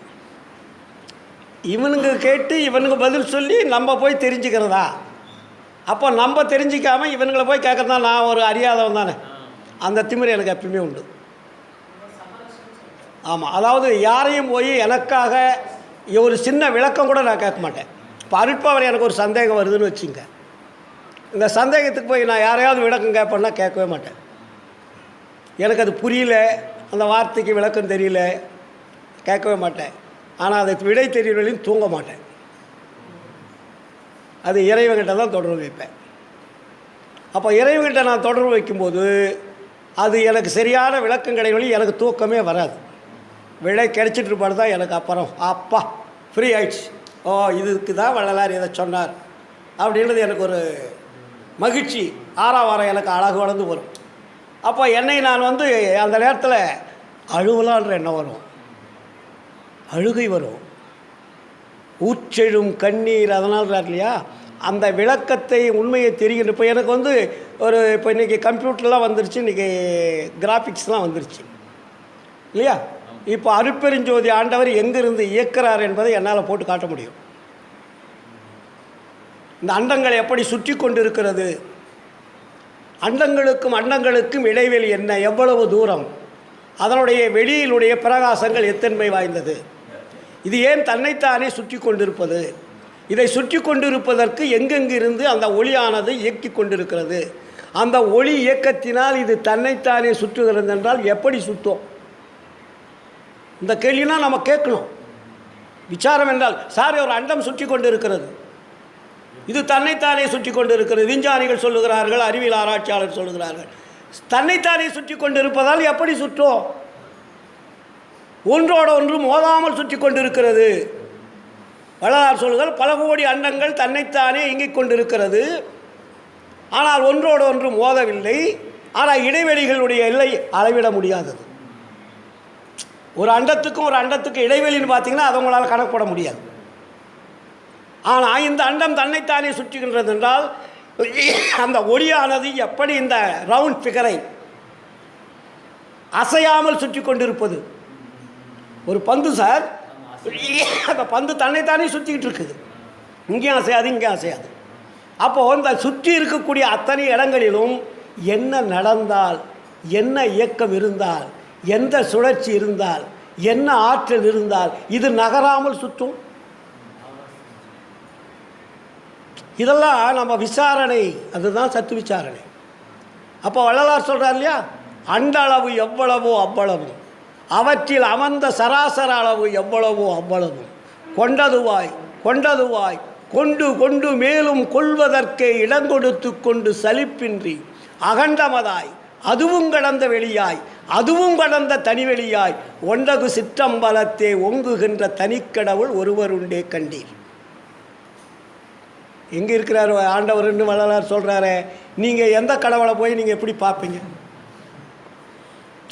பல கோடி அண்டங்களை இயக்கிக் கொண்டு தன்னைத்தானே இயக்கிக் கொண்டு அருள் ஆற்றலினால் அது எல்லாவற்றையும் தன்வசமாக வைத்து கொண்டு அது தனியாக எதற்கும் தொடர்பில்லாமல் அது தன்னைத்தானே இயங்கிக் கொண்டு இருக்கிறது. அப்படின்னா அது எங்கே சார் இயங்கும்? அந்த இடத்தை நீங்கள் எப்படி பார்க்க முடியும்? இந்த அண்டத்தையும் உங்களால் பார்க்க முடியல, இந்த வெளியவே உங்களால் கால்குலேட் பண்ண முடியல. பூமி எவ்வளோ ஆழம் இருக்குது இது வெளியே எவனா கண்டுபிடிச்சிருக்கானா? வெளியே கண்டுபிடிச்சிருக்காங்களா? அக்னியை கண்டுபிடிச்சிருக்கா எந்த விஞ்ஞானியாவது? சந்திர மண்டலம்னா சூரிய மண்டலம்னா ஏதோ ஒரு கருவிகளை வச்சு ஏதோ ஒன்று தெரியறதை வச்சு அவங்க பாடிட்டு இருக்காங்க பாவம். பட் அது உண்மையா என்றால் இல்லை. அவர் கருவிகளுக்கு என்ன தெரிகிறதோ அதை சொல்லுகிறார்கள். முதல்ல வந்து உலகம் வந்து தட்டன்னா செத்தே போயிட்டான், உருண்டன்னா அது செத்து போயிட்டான், சதுரன்னா இப்போ வந்து கோழி முட்டை வண்ணமாக இருக்கிறது. உருண்டையாக இருந்தால் எப்படி சுற்றும்? அப்போ இது சுற்றுவது எப்படி, இது எந்த திசையை நோக்கி சுற்றுகிறது, எப்படி சுற்றுகிறது, எப்படி சுற்றினால் அந்த விசை என்பது அந்த ஆற்றல் என்பது அதை இயக்கி கொண்டிருக்கும். ஆராய்ச்சி பண்ணுறா விட கிடைக்கல. ஒரு அண்டத்தையும் நீங்கள் பார்க்க முடியாது. இந்த அண்டம் என்பது விரிந்து சுருங்கும் தன்மை உடையதுன்றார் வள்ளலார். இந்த அண்டமே, இந்த அண்டம் வந்து நம்ம பார்த்தா ஒரு ரவுண்டு இருக்குது. இப்போ நம்ம எல்லாம் சொல்கிறோம், ஐயோ ஜனங்கள்லாம் இன்னும் நிறைய. நாங்கள் படிக்கும்போது 40 கோடி மக்கள், 6வது 8வது படிக்கும்போது 40 கோடி மக்கள் அப்படின்னு பாடத்தில் வரும். இன்றைக்கி எத்தனை கோடி இருக்குது இந்தியாவில்? 130 கோடி தாண்டிடுச்சு. உலக லெவலில் 700-800 கோடி வந்துடுச்சு உலகம் பூரா. அப்போது இத்தனை மனிதர்கள் வாழ்வதற்கு இடம் கிடைக்காம இந்த மக்கள் அதிகமாக உற்பத்தி ஆகி கொண்டிருக்கிறார்கள். எப்படி உற்பத்தி ஆகும்? இப்போது மனிதன் வந்து 40 கோடி இருக்கா சார். இன்றைக்கி 130 கோடி நம்ம இந்தியாவில். இந்த உயிர்கள் எப்படி தோன்றியது, எப்படி அதிகமாச்சு? குடும்ப கட்டுப்பாடு பண்ணி பார்த்தான் கவர்மெண்ட்டில், அதையும் விட்டுட்டான். இப்போ அது சக்ஸஸ் இல்லை. குடும்ப கட்டுப்பாடு அப்போ எழுதினேன் வள்ளலார் வழிக்கு வரும்போதே, குடும்ப கட்டுப்பாடு என்பது அறியாமையினால் செய்யக்கூடிய செயல். குடும்ப கட்டுப்பாட்டுக்கும் குழந்தை பிறக்கிறதுக்கும் சம்மந்தமே கிடையாது. நீ அந்த பொண்ணுக்கு வந்து நீ குடும்ப கட்டுப்பாடு போயிட்டா இன்னொரு பொண்ணுக்கு பிறகுது அந்த ஆன்மா. அந்த ஆன்மா எங்கே வேணாலும் போய் பிறக்கும். அதனுடைய தன்மைக்கு தகுந்த மாதிரி, அதனுடைய இடத்திற்கு தகுந்த மாதிரி, அந்த அணுக்களுடைய சேர்க்கைக்கு தகுந்த மாதிரி அது போய்கிட்டே இருக்கும், பிறவி எடுத்துக்கிட்டே இருக்கும். அப்போது கீழில் இருக்கக்கூடிய பிறவிகளெல்லாம் மனித தேகமாக வந்து கொண்டு இருக்கிறது. இப்போ 40 கோடி இருந்த மனித தேகத்துக்கு இப்போ 130 கோடி வந்துச்சுல. எப்படி வந்தது? கீழ்ப்பிறவி என்பதெல்லாம் மனித தேகம் எடுத்துக்கொண்டு வருகிறது. அதனால் மனித உருவங்கள் அதிகமாகி கொண்டிருக்கிறது. இது பரிணாம வளர்ச்சி. அப்போது இது வந்து இப்போ அதனால தான் இப்போ வள்ளலார் என்ன சொல்கிறாரு, நம்மளுடைய வாழ்க்கை தரத்தை மாற்றிக்கொள்ளுங்கள். நீங்கள் மறுபடியும் பிறக்கிறதுக்கு ஆசைப்படுறீங்களா? பிறப்பு கிடைக்கும். பிறப்பு கிடைக்காது என்பது எந்த உயிருக்கு ஆன்மாவுக்கும் கிடையாது. அதனால தான் இறந்து இறந்து இழைத்ததெல்லாம் போதும், பிறந்து பிறந்து வாழ்ந்ததெல்லாம் போதுன்ட்டார். அப்போது நம்ம ஒருத்தர் கூட இன்னும் வந்து ஆண்டவருடைய இடத்துக்கு நம்ம திரும்பலை. வள்ளலார் மட்டும்தான் இப்போ போயிருக்காருங்க. வேறு யாருமே இன்னும் ரிட்டன் ஆகலை. நமக்கு ரிட்டன் டிக்கெட்டு வாங்கலை. நம்ம யாரும் வந்துட்டோம், அந்த டிக்கெட்டை வந்து தொலைச்சிட்டு இப்போ அலைஞ்சிட்டு கிடக்கிறோம். ரிட்டன் டிக்கெட் இருக்குது, நம்மகிட்டே கொடுத்து தான் அனுப்புகிறார் வள்ளலார். ஆனால் அந்த ரிட்டன் டிக்கெட்டை நம்ம எடுக்கலை, நம்மகிட்டே இருக்குது. அந்த ரிட்டன் டிக்கெட்டை நீங்கள் எப்போ எடுக்கிறீங்களோ அப்போ நீங்கள் போகலாம். இந்த எல்லையை விட்டு வெளியே செல்வதற்கு ஒரே ஒருத்துக்கு மட்டும்தான் தகுதி ஆண்டவர் கொடுத்துருக்காரு. வேறு எதுவுமே இந்த உள்ள அண்டத்தை விட்டு வெளியே போக முடியாது. அருள் பெற்றால் மட்டும்தான் வெளியே போக முடியும். ஒரு மனிதன் அருள் பெறவில்லை என்றால் இந்த அண்டத்துக்குள்ளே அவன் பிறந்து பிறந்து இறந்து இறந்து பிறந்துக்கிட்டே இருக்க வேண்டியது. அது என்ன பிறவே எனக்கு தெரியாது, அது இறைவனுக்கு தான் தெரியும். அதனால தான் வள்ளலார் சொல்வார், இந்த பிறவி போனால் அடுத்த பிறவி என்ன என்பது தெரியாது, ரகசியம், சீக்ரெட். ஆனால் இந்த அண்டத்தை விட்டு வெளியே செல்ல வேண்டுமானால் என்ன வேணும்? அருள் தான். அருளுக்கு மட்டும்தான் பவர் வெளியே போகிறதுக்கு. அப்போ தான் அண்டம் ஓப்பன் ஆகும். அது வெளியே ஓப்பன் ஆகாது. அது மாயை சொல்லணும். மாயை வந்து ஆண்டவர்கிட்ட ரெக்கமெண்ட் பண்ணி சொல்லணும், இந்த பையன் சக்ஸஸ் பண்ணிட்டான், 100% பாஸ் பண்ணிட்டான், இவனுக்கு இங்கே சர்டிஃபிகேட் கொடுத்தாச்சு, அவன் சாப்பிடலை, அவன் உணவு உட்கொள்ளலை, எதுவுமே பண்ணலை, இல்லற வாழ்க்கை கிடையாது, அவன் முழுமையாக அருளை பெற்றுட்டான். இந்த அருளை பெற்றதுனால நம்ம உடனே அவன் இங்கே இருக்கிறதுக்கு உண்டான தகுதியை விட உயர்ந்த தகுதிக்கு வந்துட்டான். அதனால் இவரை அனுப்பிட்டுமா அப்படின்னு அது கேட்கும். மாயை கேட்ட உடனே அங்கே பெருவெளியில் இருக்கக்கூடிய ஆண்டவர் என்ன பண்ணுவார்? ஓகே அனுப்பிடுனாக்கா அனுப்பிடுவார். அப்போ தான் ஆண்டவர் அங்கே போவார். அது நம்ம போக முடியும், அதுக்கு தடை இருக்காது. நீ அருளை பெற்றுவிட்டால் அண்டங்களிலே தடை என்பது எந்த அண்டத்துக்கும் கிடையாது. நீ எங்கே வேணாலும் போகலாம், எங்கே வேணாலும் வரலாம். அதனால தான் வள்ளலார் அதை போட்டார். அருள் பெற்றவர்களுக்கு என்ன சொன்னார்? காற்றாலே, புவியாலே, ககன மனதனாலே, கனலாலே, புனலாலே, கதிராதியாலே, கூற்றாலே, கொலைக்கருவியாலே, பிறர் இயற்றும் கொடும் செயல்களாலே, வேற்றாலே எஞ்சான்றும் அழியாதே விளங்கும் மெய்யளிக்க வேண்டுமென்றேன் விரைந்தளித்தான் எனக்கே. ஏற்றாலே இழிவனை நீ நினையாதீர் உலகீர், என் தந்தை அருட்பெருஞ்சோதி இறைவனை சார்கிறேன். அப்போ எங்கேருந்து அருள் கிடைக்குன்னா, இறைவனை தொடர்பு வச்சா மட்டும்தான் அருள் கிடைக்கும். இங்கே அருள் கிடைக்கிறதுக்கு சான்ஸே கிடையாது. அதனால தான் வள்ளலார் வந்து அருளை கொடுக்கக்கூடிய கடவுளைத்தான் நமக்கு காட்டியிருக்கின்றார். அதனால தான் அதுக்கு அருள் பெரும் ஜோதின்னு பேர். அதுக்கு ஏன் டைட்டில் வச்சார் அது வள்ளலார்? அருளை கொடுக்கறதுனால அது அருள் பெரும் ஜோதி. அது மற்ற ஜோதிக்கு ஈக்குவல் அல்ல, அது தனி பெரும் கருணைன்னார். நீங்கள் திருவண்ணாமலை தீபத்துக்கும் இந்த தீபத்துக்கு வித்தியாசம் இருக்குதுன்னு பார்த்தீங்கன்னா அவர் பிரிக்கிறாருங்க. இது தனி பெருங்கருணை, இது அருட்பெருஞ்சோதி, இது தனிப்பெரும் கருணையாக இருக்கிறது. இந்த தனிப்பெருங்கருணைக்கு ஈக்குவல் எந்த கருணையும் இல்லைன்ட்டார். புரியுதுங்களா? அதனால் நம்ம இதை விடாமல் பிடிக்கணும். அதனால தான் வள்ளலார் சொல்லுவார், விடமாட்டேன், ஏமாந்து விடமாட்டேன், விட்டிடவும் மாட்டேன், உன் பதத்துணையே பிடித்தேன். அந்த வைராகியம் நமக்கு வரணும். நம்மளுடைய கணவன் மனைவி ஆகிட்டால் நம்ம விடுறோமா? எவ்வளோ தான் திட்டினாலும் பேசினாலும் அடித்தாலும் உதைச்சாலும் விடுறோமா? நம்ம வீட்டுக்கு தானே நம்ம போகிறோம். அப்படியே பேசினாலும் திட்டினாலும் அட்ஜஸ்ட் பண்ணிக்கிறோம் இல்லையா? அது மாதிரி. அதனால தான் குற்றம் புரிதல் எனக்கு இயல்பே. இதை சொல்கிறார் பாருங்கள், எப்படி குணமாக கொள்ளுவது உனக்கு இயல்பே. நான் இந்த உலகத்தில் மனிதனாக பிறந்துட்டேன், வாழ்ந்துட்டு இருக்கிறேன்.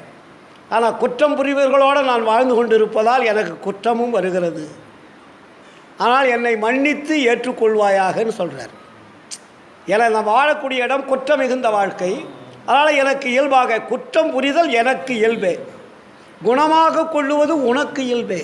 சிற்றம்பலவா அடிச்சிறியேன் செப்பு முகம்தான் யாதுள்ளதோ. இல்லையா? எவ்வளோ ஒரு அழகாக நமக்கு தெளிவுபடுத்துகிறார். அதனால் நம்ம என்ன பண்ணோம்? நம்மளுடைய ஆன்மாவை தெரிந்து அதில் இருக்கக்கூடிய அமுதத்தை எடுக்கக்கூடிய வாழ்க்கையை நாம் அமைத்து கொள்ள வேண்டும். அந்த ஆன்மாவை மறைத்து கொண்டிருக்கக்கூடிய அஞ்ஞானம் என்னும் திரைகளை நாம் நீக்க வேண்டும். எப்படி நீக்கணும்? இதை தான் அங்கே வள்ளலார் சொல்கிறார். இங்குள்ள நீங்கள் பாருங்கள், அந்த முதல் வார்த்தையில் சித்தி விடாக திருமாளிகையில் அவர் முதல் வார்த்தையை என்ன சொல்கிறாரு? இதுதான் கடைசி வார்த்தைன்னு சொல்லிட்டு, இங்குள்ள நீங்கள் எல்லவரும் இதுவரைக்கும் இருந்தது போல் இனியும் வீண்காலம் கழித்து கொண்டிராதீர்கள். ஏன்னா இது முதல் சாலைக்கு ஆண்டவர் போகின்ற 10 தினமாகிய கொஞ்சம் காலம் வரையில் நான் இங்கே இருக்கிறேன். இன்னும் 10-15 நாளில் நான் போயிடுவேன். எங்கே? சாலை. அது வெள்ளிக்கும் நான் சொல்கிறத கேளுங்க. ஒரு வாத்தியார் வந்து எக்ஸாம் முடிய வரப்போகுது, பப்ளிக் எக்ஸாம். ஏப்பா இன்னும் 10 நாள் தான் இருக்குது, படிப்பா கரெக்டாக அந்த 10 நாளுக்குள்ளே நீ எக்ஸாமில் எழுதுனா தான் நீ பாஸ் பண்ண முடியும்னு சொல்கிறார்ல. வருஷம் பூரா சொல்லிகிட்டு இருந்தோம். அந்த கடைசி நாளாக அவர் குறிப்பிடுவார். டேய் இன்னும் 10 நாள் தான் இருக்குது, 5 நாள் தான் இருக்குது, 2 நாள் தான் இருக்குது, நாளைக்கு எக்ஸாம், கேர்ஃபுல்லாக இருங்க அப்படின்னு சொல்கிறார் இல்லையா? அது மாதிரி இங்கே கடைசியில் சொல்கிறார், அங்கே ஆண்டவர் போகின்ற 10 தினமாகிய கொஞ்சம் காலம் வரையில் நீங்கள் எல்லவரும் நல்ல விசாரணையில் இருந்து கொண்டிருங்கள். அங்கே என்ன வார்த்தை போடுறாரு? நல்ல விசாரணை. நீ சாதாரண விசாரணை அல்ல, நல்ல விசாரணையில் இருந்து கொண்டிருங்கள். அந்த விசாரணை எது என்றால், அவரே கேள்வி கேட்டு பதில் சொல்கிறார். நம்முடைய நிலை எப்படிப்பட்டது, நமக்கு மேல் நம்மை அதிர்ஷ்டிக்கின்ற தெய்வத்தினுடைய நிலை எப்படிப்பட்டது என்று விசாரிக்க வேண்டியது. அதற்கு தக்கபடி நீங்கள் ஒருமித்தாவது அல்லது தனித்தனியாவது உங்கள் அறிவிற்கும் ஒழுக்கத்திற்கும் ஒத்தவருடன் கூடியாவது. இப்போ நம்ம பக்கம் சன்மார்க்க சங்கத்துக்கு வந்திருக்கோம், வீட்டில் விசாரிக்கலாம். இங்கே வந்தால் ஒரு எல்லாருக்கிட்டையும் கலந்துரையாடி நம்ம விசாரிக்கலாம். இது மாதிரி அதை கொண்டுட்டு வர்றார். அதுக்கப்புறம் வேலாயுத முறை கேட்டால் மனுஷ தரத்தில் சொல்லுவார்னு எழுதுறாரு. அவருக்கு அருள் தரம் என்பது கிடையாது. கேட்டிங்கன்னா ஏதோ மனுஷ தரத்தில் கொஞ்சம் விளக்கம் சொல்லுவார். அங்கே எப்படி கொண்டாந்து அவரை டவுன் ஆக்குறாரு பாருங்கள். அவர் என்ன சொல்கிறாருங்க? வேலாயுத முதலியாரை கேட்டார், மனுஷிய தரத்தில் போதுமான வரையில் சொல்லுவார். அவருக்கு அதுக்கு மேலே சொல்ல தெரியாது. ஏன்னா அவரே சொல்கிறார், இதுவரையில் என்னுடன் இருந்தும் என்னுடன் பழகியும் சுத்த சன்மார்க்கம் என்னவென்று புரிந்து கொள்ளவில்லைன்னு வேதனைப்படுறார் இவங்களெல்லாம். இப்போ நம்மளாம் கொஞ்சம் தெளிவாக இருக்கணும்னு அர்த்தம். கீழே போகலாமா? இப்போ இருக்கிற தெளிவு வள்ளலார் கூட இருந்தவங்களுக்கு தெரியாது. புரியுதுங்களா? நம்மளாம் எவ்வளோ ஓரளவுக்கு சிந்திக்கிறதுக்கும் தெளிவதற்குண்டான வாய்ப்பு நமக்கு கிடைச்சிருக்கு. அவரிடம் அப்படி கேட்டாவது நல்ல விசாரி. அது ஒன்று. அதுக்கப்புறம் என்ன சொல்கிறாரு? தனியாகவும் விசாரிக்கலாம். இப்போ எப்படி நான் சொன்னேன், எனக்கு ஒரு விடை கிடைக்கலன்னா தூங்க மாட்டேன். அது விடையை விடாப்புடியாக அந்த விடைக்கு, அந்த கேள்விக்குண்டான விடை கிடைக்கிற வரையும் தூங்கக்கூடாது. கிடச்சிடும். முயற்சி உடையார் நம்ம எந்த அளவுக்கு முயற்சி செய்கிறோமோ அதற்கு தக்கவாறு நமக்கு இறைவன் அங்கே வந்துடுவார். தடுமாற்ற விடமாட்டார் சார். நீங்கள் உண்மை விசாரணையாக இருந்தால் உடனடியாக விளக்கம் கொடுக்கப்படும். சும்மா ஒரு ஃபார்மாலிட்டிக்கு விசாரிச்சிங்கன்னா வரமாட்டார். நீ நைட்டு பூரா ஏதோ ஒன்று பேசிக்கிட்டு கடை, கத்திக்கிட்டு கடை, நினச்சிக்கிட்டு கடைன்னு விட்டுருவார். அதனால தான் உண்மை விசாரணைன்னு போட்டார். நீங்கள் உண்மை விசாரணையுடைய இருந்தால் அடுத்த களத்தில் இறைவன் வந்து உங்களுக்கு அந்த கனவுலையோ நனவுலையோ உங்களுக்கு ஓப்பன் பண்ணிவிடுவார், சொல்லிவிடுவார். ஆச்சுங்களா? அப்புறம் என்னன்றாரு, இவ்விசாரணை முகத்தில் இருந்தால் நமது ஆன்ம அறிவை விளக்கமின்றி மூடிக்கொண்டிருக்கின்ற அனந்த திரைகளில் அழுத்தமாக இருக்கின்ற முதல் திரையாகிய பச்சை திரை முதலில் நீங்கிவிடும்.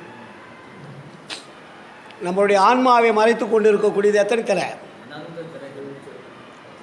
அனந்த திரைகள். ஆனால் அவர் 9 திரைன்னு கடைசியில் கொண்டு வர்றார். நிறைய இருக்குது, முக்கியமானது அழுத்தமான திரை.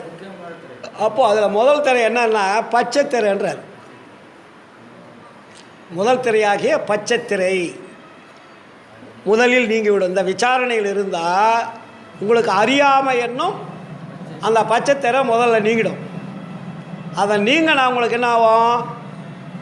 உண்மைகளெல்லாம் தன்னைத்தானே விளங்கும். அப்போ அதுவும் நான் சொல்கிறாரு, இந்த முதல் திரையில் 2 கூறுகளாக இருக்குதுன்னு வரும். இன்னொரு பின்னாடி வரும்போது அதில் சுத்தமாயா திரை, அசுத்தமாயா திரைன்னு பிரிப்பார். கருமையில் பச்சை வண்ணமுடையது அசுத்தமாயா திரை, பொன்மையில் பச்சை வண்ணமுடையது சுத்தமாயா திரைன்னு பிரிப்பார். அதில் 2 திரையில் ஒன்றோட ஒன்று பின்னிட்டு பாம்பு மாதிரி பின்னிருக்குன்னு வச்சுங்க. அப்போது ஒரு திரையில் கருமையும் பச்சை இருக்குது. கருப்புன்னா கருப்பு வண்ணமும் பச்சை வண்ணமும் கலந்தது. அதுக்கு பேர் என்னென்னா டார்க் பிளாக்குன்னு பேர். நீங்கள் பெயிண்ட் அடிக்கும்போது நீங்கள் கருப்பு கொஞ்சம் டெம்மியாக இருக்குன்னு வச்சுங்க, கொஞ்சம் பச்சை கலங்க டார்க் பிளாக்காக மாறிடும். பச்சையும் கருப்பு அதிகமாக அதிகமாக கருப்பு வந்து டார்க் பிளாக்னு சொல்கிறோம்ல, இது வரும். அப்புறம் இன்னொரு திரை உண்மையில் பச்சை வண்ண முடியுது. அது வந்து ஒரு இந்த முதல் திரை நீங்கன்னா அடுத்த திரை அதுக்கு ஸ்டார்ட் ஆகிடும். உண்மையில் பச்சை வண்ண முடியுது அடுத்த திரை, ரெண்டும் ஒன்றோட ஒன்று பின்னப்பட்டு இருக்கிறது. இந்த முதல் திரை தீங்கினாதான் அடுத்த திரை நீங்கும். இது நீங்காது இருக்க வேண்டிய அந்த திரைகள்லாம் நீக்கவே முடியாது. அப்போ 2 கூறுகளாக இருக்கிறது. இந்த கூறுகளிலே உலகிலுடைய சம்பந்தமுடையது கருமையில் பச்சை வண்ணமுடையது, அகத்தினுடைய சம்பந்தமுடையது பொன்மையில் பச்சை வண்ணமுடையது. பிரிக்கிறாருங்க. நீ புறத்திலேயே இருந்துக்கிட்டீங்கன்னா அந்த கருப்பு பச்சை உங்களை நீங்காது. இதை நீக்குவதற்கு தான் இங்கே வளரார் நமக்கு அழகாக சொல்கிறாரு, கருமைக்கு முதல் வண்ணமான பசுமை இருக்கின்றது. இப்படிப்பட்ட அழுத்தமான திரை நீங்க வேண்டும் என ஸ்தோத்திரத்தும் தெய்வத்தை நினைத்தும் நமது குறையை உன்றியும் இவ்வண்ணமாக இருக்கின்ற பொழுதும் படுக்கின்ற பொழுதும் இடைவிடாது விசாரத்தோட ஆண்டவர் நமக்கு உண்மை தெரிவிக்க வேண்டும் என்ற முயற்சியோடு இருக்கணும். புரியுதுங்களா? அப்போ அந்த முயற்சி எப்படி இருக்கணும்? உண்மையான முயற்சியாக இருக்கணும். தெரிய வேண்டியதை அப்பொழுது என்ன பண்ணலாம்? தெரிந்து கொள்ளலான்ட்டார். ரொம்ப ஈஸி. இது காசு பணம் தேவையில்லை. உங்களுடைய ஆன்மாவை மறைத்து கொண்டிருக்கக்கூடிய திரைகள் நீங்குவதற்கு நீங்கள் இந்த விசாரம் செய்தால் இறைவன் வந்து உங்களுக்கு காட்சி கொடுப்பார், திரையை நீக்குவார். அப்போ இதுக்கெல்லாம் எது தடையாக இருக்குதா? நீங்கள் இப்போ விசாரணை பண்ணுறவங்க நீங்கள் போய் இப்போ விசாரிக்கிறீங்க, கரெக்டு. இப்போ நீங்கள் நைட்டு வீட்டுக்கு போகிறீங்க சார், இப்போ கேட்டாச்சு. இப்போ நீங்கள் வீட்டுக்கு போனோடனே விசாரிக்க பார்க்குறீங்க, படுத்துக்கிட்டு இது மாதிரி நான் வந்து எனக்கு திரை நீங்கணும் அப்படின்னா அருட்பா படிச்சுட்ருக்குறீங்க, தோத்திரம் பண்ணுறீங்க, இல்லை உருகி அழுவுறீங்க, கரெக்டு. ஆனால் இது எதையெல்லாம் இதற்கு தடையாக இருக்கிறது, இதை நீக்கிறதுக்குன்னு ஒரு இங்கே கொண்டு வர்றார். அதாவது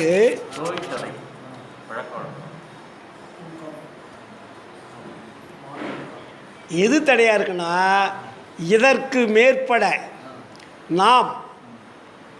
நாமும் முன் பார்த்தும் கேட்டும் லட்சியம் வைத்து கொண்டிருந்த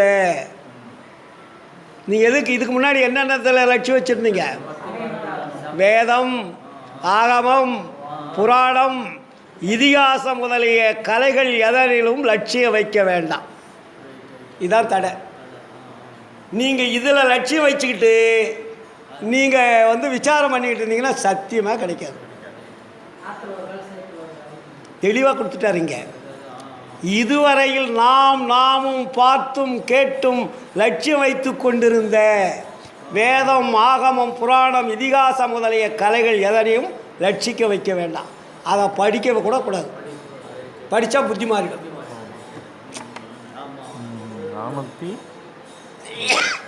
பேருபதேசத்தில் புரியுதுங்களா? இப்போ ஏன் எனக்கு நிறைய பேர் இப்போ தமிழ்நாட்டில் வெளிநாட்டிலாம் எனக்கு எதிரிங்க நிறைய இருக்காங்க. இப்போ உங்களுக்கெல்லாம் தெரியாது, எனக்கு எக்கச்சக்கமான சமய எதிரிகள் இருக்கிறார்கள். ஏன்னா போல்டு அன்றைக்கி மட்டும் ஒரு 20 பிட்டு கொடுத்துருந்தேன். ஃபேஸ்புக்கில், வாட்ஸ்அப்பில், ட்விட்டரில், நெட்டில் ஆதரிக்கிறவங்க நிறைய இருக்காங்க. ஆனால் இவன் வந்து இவ்வளோ போல்டாக பேசுகிறானே அப்படின்ட்டு எனக்கு எதிரிகள் நிறைய இருக்கிறார்கள். நான் அதை பற்றிலாம் கவலைப்படுறதில்லை. ஏன்னா அதையெல்லாம் நாம் இப்பொழுது விலகக்கூடிய தருணம் வந்து விட்டது. இப்போ இன்னும் நம்ம அதையே பிடிச்சிட்டு இருந்தோம்னா நீங்கள் எப்போ ஈடேறவே முடியாது. அதனால தான் இப்போ வந்து இன்றைக்கி சன்மார்கள் இதுவரையில் இருந்திருக்கா 160 ஆண்டுகள் ஆச்சு, யாரும் வந்து மரணவிழா பெருவாழ்வு வாழவில்லை, எல்லோரும் கேட்கிறார்கள். எப்படி வாழ முடியும்? நீங்கள் ஆற்றுல ஒரு கால் சேத்துல ஒரு கால் வச்சுக்கிட்டே எப்படி மரணவிழா பெருவாழ்வு வரும்? பழனிக்கும் போகிறீங்க, வடலூருக்கு வரீங்க, திருவண்ணாமலைக்கும் போகிறீங்க, வடலூருக்கு வரீங்க, சிதம்பரத்துக்கு போகிறீங்க, வடலூருக்கு வரீங்க. வடலூருக்கு வந்தோடனே சிதம்பரம், சீர்காழி, வைத்தீஸ்வரன் கோயில். சரி, இதை முடிச்சுட்டாக்கா நார்த்தன் சைடு அங்கே போகிறீங்க, இமயமலை, கைலாயம் அப்படின்னு இது மாதிரி போகிறீங்க. அப்புறம் எப்படி தெரிய நீங்கும்? அப்போது எது? அதனால தான் வள்ளலார் ஞான சரிக்கில் 3வது பாட்டில் என்ன போட்டார்? ஞான சரிக்கில் 3வது பாட்டை என்ன போட்டார்? கண்டதெல்லாம் அனித்தியமே, கேட்டதெல்லாம் பழுதே, கற்றதெல்லாம் பொய்யே, நீர் கழித்ததெல்லாம் வீணே, உண்டதெல்லாம் மலமே, உட்கொண்டதெல்லாம் குறையே. அடுத்த வார்த்தை தான் அருமையான வார்த்தை. உலகியலீர் இதுவரையில் உண்மை அறிந்திலரே. இப்போ நம்ம பாட்டில் எவ்வளோ தெளிவாக ஒரு குழந்தைக்கு ஒரு தாய் ஞானப்பாலை ஊட்டுற மாதிரி நமக்கு சொல்கிறார் இல்லையா? பரவாயில்ல, விண்டதினால் என் இனி நீர் சமரச சன்மார்க்க மெய்நெறியை கடைபிடித்து. எது மெய்நெறி? சமரசுத்த சன்மார்க்க மெய்நெறியை கடைபிடித்து மெய்ப்பொருள் நன்குணர்ந்து எந்தகு சிற்றம்பலத்தே என் தந்தை அருள் அடமின் இரவாத வரம் பெறலாம் இன்ப முறலாமே சொல்கிறார்ல. அப்போது இந்த விசாரத்தில் இருக்கும்போது நமக்கு என்ன பண்ணுமா? எதனினும் லட்சியம் வைக்க வேண்டாம். அதாவது ஒன்றாவது ஒரு குறிப்பிட்டு இதில் போங்கன்னு சொன்னாரா? எது தடையாக இருக்கிறது? இப்போ நீங்கள் வழிபாடு பண்ண போகிறீங்க, எது தடைன்னு சொல்லிட்டு பண்ணுறீங்க? சுத்த சன்மார்க்கத்தின் முக்கிய தடைகளாகிய சமயங்கள், மதங்கள், மார்க்கங்கள் என்பவற்றின் ஆச்சார சங்கற்ப விகற்பங்கள் எங்கள் மனதில் பற்றாத வண்ணம் அருள் செய்தல் வேண்டும். அப்போ சுத்த சன்மார்க்கத்தின் முக்கிய லட்சியமாகிய ஆன்மநேய ஒருமைப்பாட்டு உரிமை வேண்டும். ஆன்மநேய ஒருமைப்பாட்டு உரிமை எப்போ சார் வரும்? இதெல்லாம் விட்டால் தான் வரும். அப்போ தான் ஆன்மநேயம் என்பது என்னன்னு தெரியும். ஒரு உயிரும் தன்னுயிரும் மற்றுயிரும் ஒரு உயிர் நினைக்கக்கூடிய அறிவு விளங்கும் போது தான் ஆன்மநேய ஒருமைப்பாட்டு உரிமை என்பது விளங்கும். அதான் ஆன்மநேயம். என்னுடைய உயிரும் அதனுடைய உயிரும் ஒன்று. அப்போ அந்த உயிரை இயக்கக்கூடிய ஆன்மாக்கள் எல்லாம் ஒரே தன்மை உடையதுன்னு அறிவு விளங்கணும். அதுதான் ஆன்மநேய ஒருமைப்பாட்டு உரிமை. ஜீவ உரிமை வேறு, ஆன்ம உரிமை என்பது வேறு. இப்போ நம்ம ஜீவ உரிமையில் கொஞ்சம் பக்கம் வச்சுருக்கோம். ஜீவன்னா உயிர்களுக்கு நம்ம உபகாரம் பண்ணுறோம். ஆனால் ஆன்ம நேயத்திற்கு ஏதாவது நமக்கு வழி தெரியுதுன்னா தெரியல.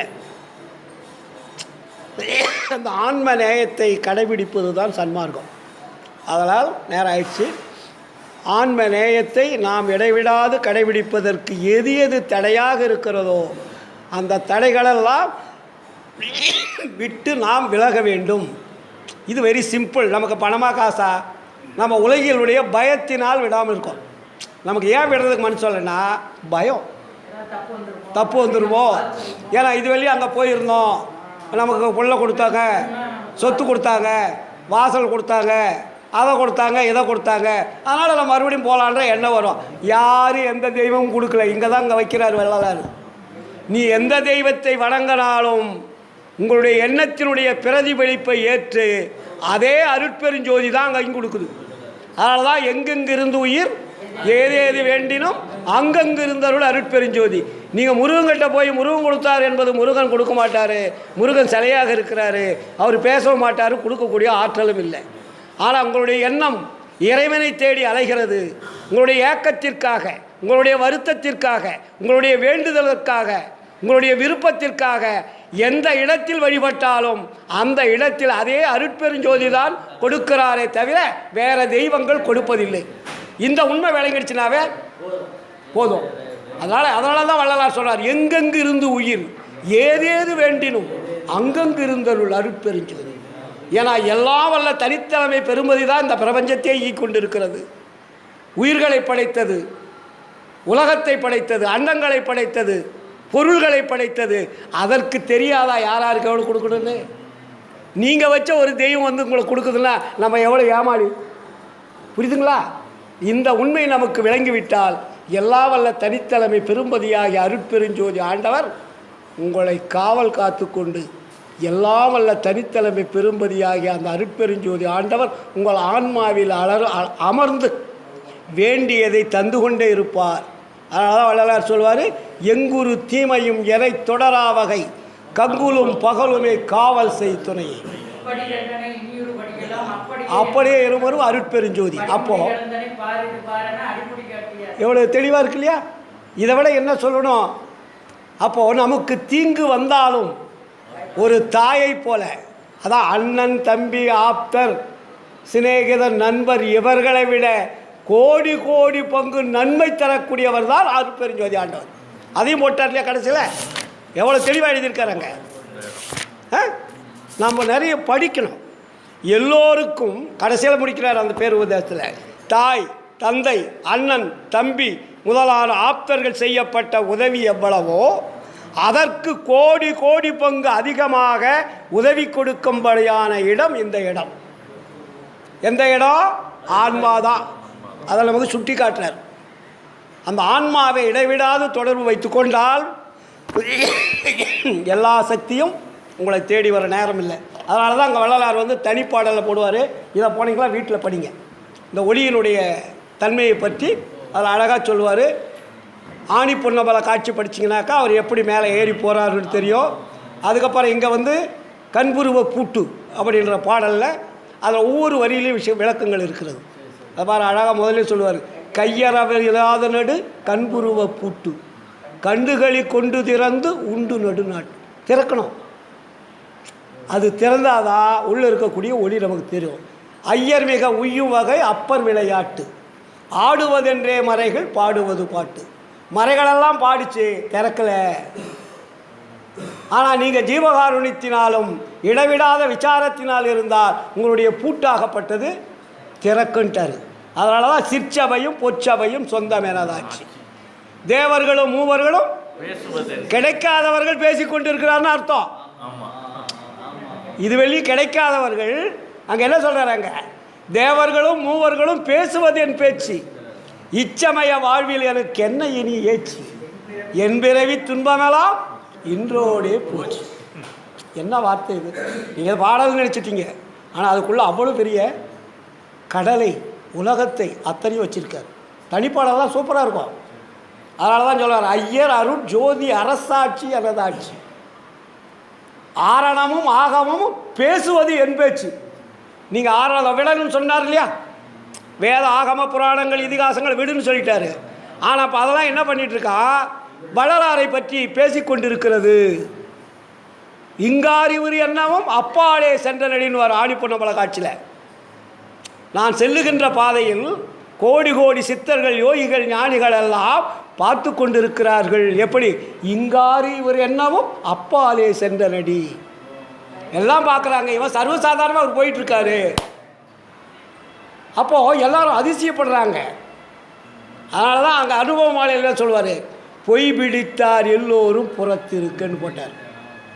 நான் போய் பொது நடங்கண்டு உலங்களிக்கும் போது மெய் பிடித்தாய் வாழிய நீ சமரச சன்மார்க்கம் விளங்குக என்று எனது கைவிடித்தார், நானும் அவர் கால் விடித்து கொண்டேன். இனி கைவிடும் ஆணை நம் ஆணை என்று இன்புற திருவாக்களித்து என் உள்ளே கலந்து இசைவுடன் இருந்த குருவே. அப்படிப்பட்ட அருட்பெருஞ்சோதி ஆண்டவர் யாரும் அல்ல, நம்ம அப்பா. நம்ம அப்பாவை நினைக்கிறதுக்கு நமக்கு என்ன கஷ்டம்? படைத்தவர் அவர் தானே. படைத்தவரை விட்டு படைக்காதவர் பின் சென்றால் என்ன கிடைக்கும்? ஒன்றுமே கிடைக்காது. அதனால தான் தாயாகி தந்தையுமாய் தாங்குகின்ற தெய்வம், தனக்கு நிகரில்லாத தனித்தலைமை தெய்வம். தனக்கு நிகர் இருக்கா? அப்படிப்பட்ட அந்த மெய்ப்பொருளான உண்மை தெய்வத்தை இந்த உலக மக்களுக்கு காண்பித்தவர் வள்ளலார், காட்டியவர் வள்ளலார், கலந்து கொண்டவர் வள்ளலார். நம்மையும் கலக்க வேண்டும் என்பதற்காக எல்லா உயிர்களும் இன்புற்று வாழ வேண்டும் என்று நமக்காக பிரார்த்தனை செய்து கொண்டிருப்பவரும் வள்ளலார். என்போல் இவ்வுலகம் பெறுதல் வேண்டுமென என்னார். புரியுதுங்களா? அதனால் இந்த உலகம் முழுவதும் சுத்த சன்மார்க்கம் விளங்க வேண்டும். அதற்கு நாம் வழிகாட்டியாக வாழ்ந்து காட்ட வேண்டும். நாம் வாழ்ந்து காட்டினால்தான் மற்றவர்கள் நம் பின்னாடி வருவதற்கு தயாராக இருப்பார் என்று கூறிக்கொண்டு, எவ்வளவு நேரம் அவதியாகவும் பொறுமையாகவும் இருந்த எனது ஆன்மநேய ஒருமைப்பாட்டு உரிமையுடைய சகோதர சகோதரிகள் அனைவருக்கும் எல்லாம் வல்ல அருட்பெருஞ்சோதி ஆண்டவர் நீண்ட ஆயுள், நிறைந்த செல்வம், அழியாத புகழ் கொடுத்து அருளையும் கொடுத்து மரணவிழா பெருவாழ்வில் வாழ வைக்க வேண்டும் என்று எல்லாருடைய சார்பையிலும் என்னையும் சேர்த்து திருவடியிலே இறைவனை வேண்டிக் கொண்டு சிறிய உரையை நிறைவு செய்கிறேன். நன்றி, வணக்கம், வாழ்த்துக்கள். அருட்பெரும் ஜோதி அருட்பெரும் ஜோதி தனிப்பெரும் கருணை அருட்பெரும் ஜோதி.